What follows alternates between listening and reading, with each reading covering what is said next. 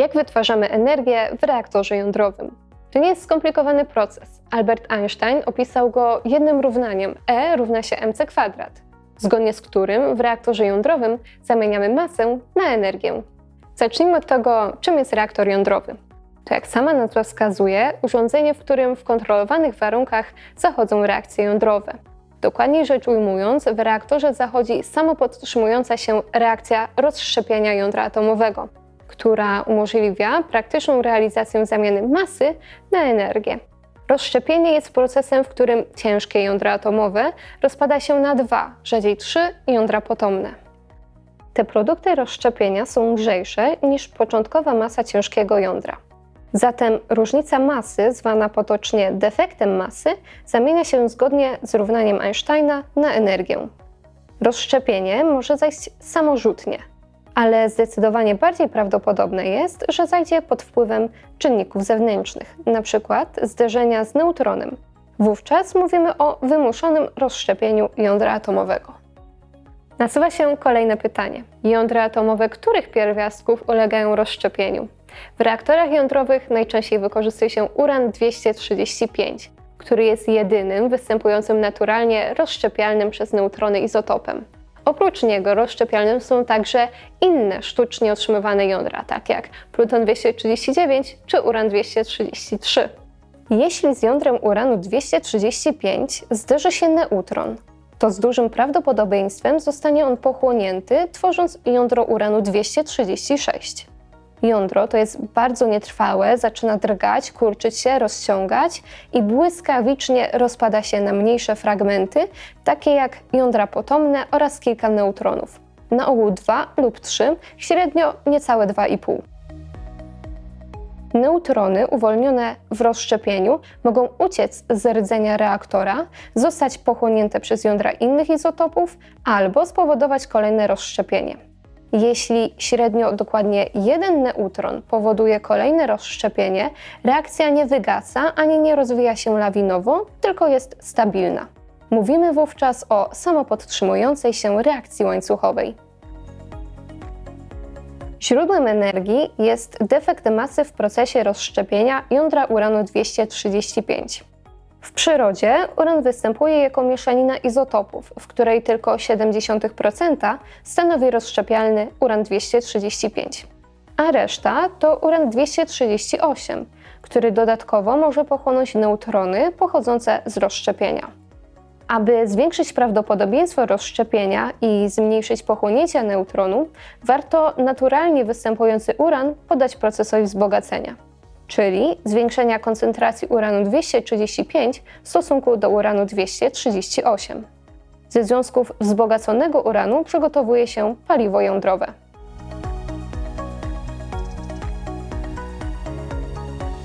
Wiedząc, jak wytwarzamy energię w reaktorach jądrowych, zastanówmy się nad sposobem jej odbioru. Jądra potomne, otrzymywane w procesie rozszczepienia, odrzucone są od siebie z ogromnymi prędkościami. Oddziałując sąsiednimi atomami, generują ciepło, czyli podgrzewają rdzeń reaktora.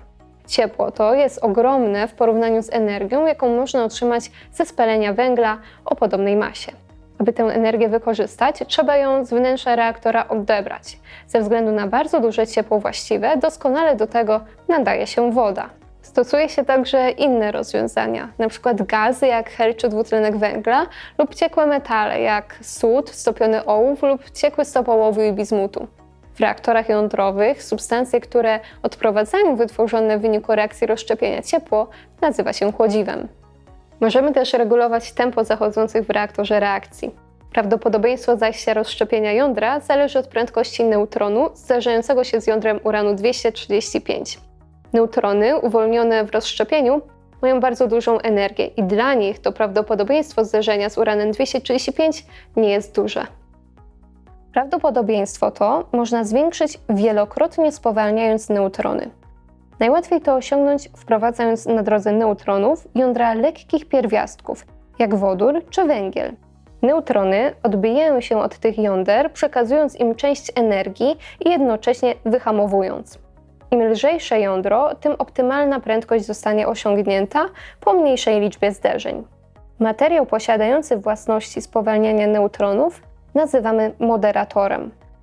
W praktyce dobrze sprawdza się w tej roli grafit, woda oraz jeszcze lepiej ciężka woda, gdyż w porównaniu ze zwykłą wodą w mniejszym stopniu pochłania neutrony.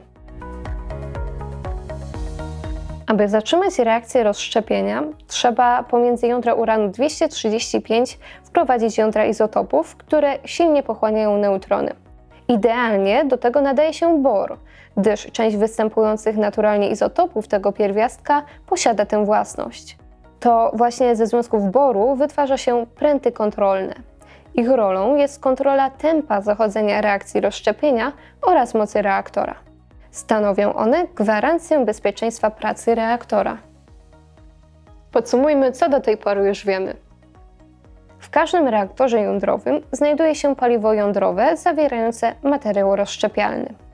Aby kontrolować reakcję rozszczepienia, w reaktorze znajdują się pręty kontrolne, które, gdy są umieszczone pomiędzy paliwem, nie pozwalają na rozwinięcie się reakcji rozszczepienia. W momencie wyjęcia prętów reakcja łańcuchowa może zachodzić bez problemów i reaktor zaczyna produkować ciepło. Chłodziwo odbiera wygenerowane ciepło, które jest wykorzystywane do wytworzenia gorącej pary. Aby zwiększyć prawdopodobieństwo zachodzenia reakcji rozszczepienia, używa się moderatora, który spowalnia powstające w rozszczepieniu neutrony. Te wszystkie elementy, paliwo jądrowe, moderator, chłodziwo odbierające ciepło i pręty kontrolne, tworzą wraz z obudową rdzeń reaktora.